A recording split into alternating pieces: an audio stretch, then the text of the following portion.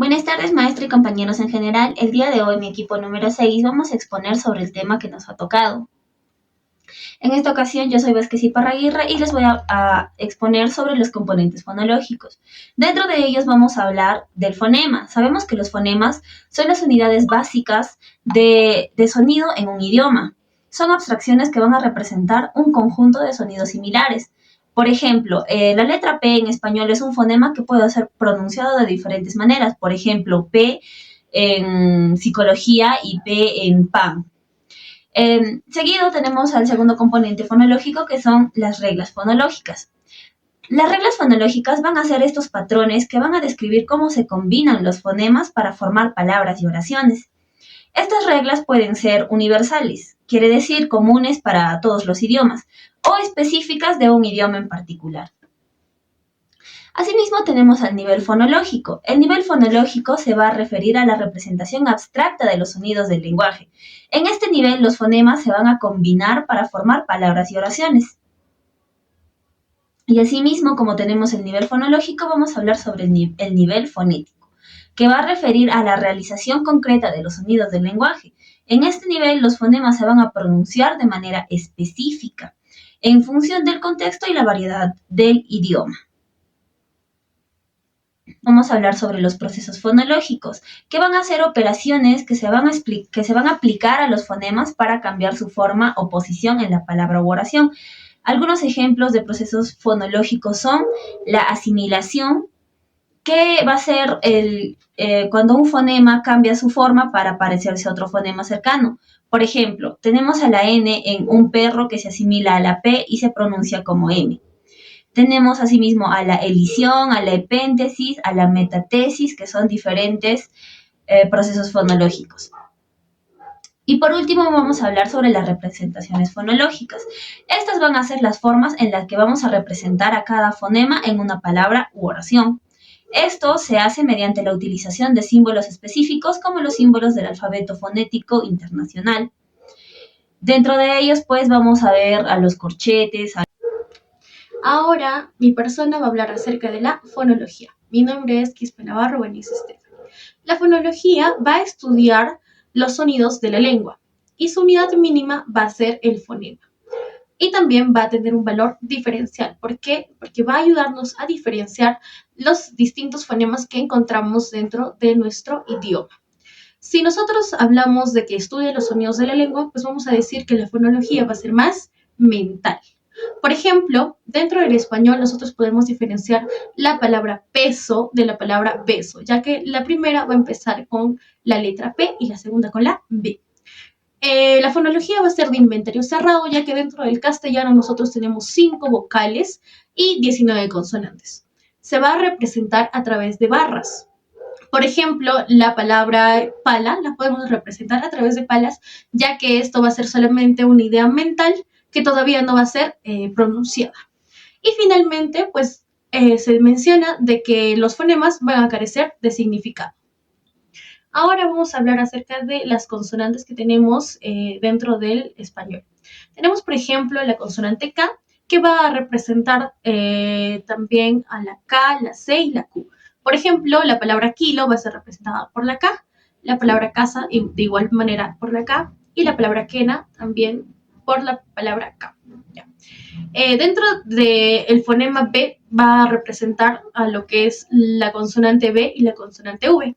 Por ejemplo, vela se va a representar a través del fonema B y la palabra baronesa con la B también.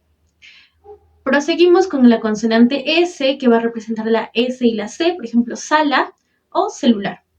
También tenemos a la G, que va a representar a las consonantes G y Gu, por ejemplo, guerra o gata. También tenemos a la J, que se va a representar a través de una X, por ejemplo, y que va a representar a la J y a la G. Por ejemplo, jarra y virgen.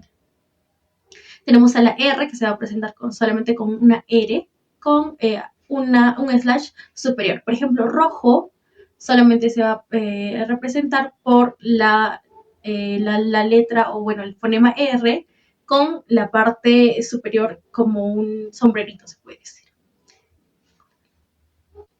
De igual forma, vamos a ver los fonemas siguientes, por ejemplo, la L, la Ch, la M, la Ñ, la Z y la D. Ahora vamos a tener algunos casos especiales. Por ejemplo, la consonante H no se va a representar dentro de, con los fonemas, ¿no? No tiene una representación. Por ejemplo, la palabra hola no va a tener un fonema que lo va a representar. También tenemos a la X que puede simbolizar al fonema J y de igual manera pues a la X. Por ejemplo, Jimena, cuando se pronuncia como J, se representa con una X. También tenemos a la X que va a representar al fonema S, que se va a representar como el fonema S. Por ejemplo, la palabra xilófono, porque suena como una S. Tenemos a la otra X que va a sonar como un fonema K, por ejemplo, éxito. Ahí tenemos la K. Tenemos también a la X cuando suena como una K y una S, por ejemplo, la palabra sexo. Y finalmente a la Y, que va a funcionar como un fonema vocálico que se representa con la I. Por ejemplo, la palabra ley.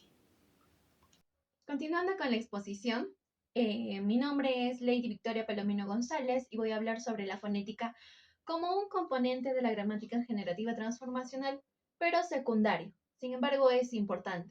Entonces, si observamos la imagen, viendo al joven, en este caso, viendo el pensamiento, la idea que él tiene sobre lo que quiere decirle a la chica es la fonología, pero cuando ya observamos en la parte de abajo donde está ya la palabra materializada, o sea, el sonido materializado, es la fonética.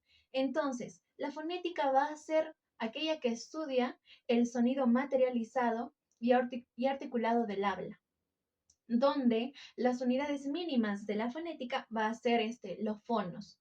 En este caso son realizaciones físicas, o sea, los tipos de sonidos que existen.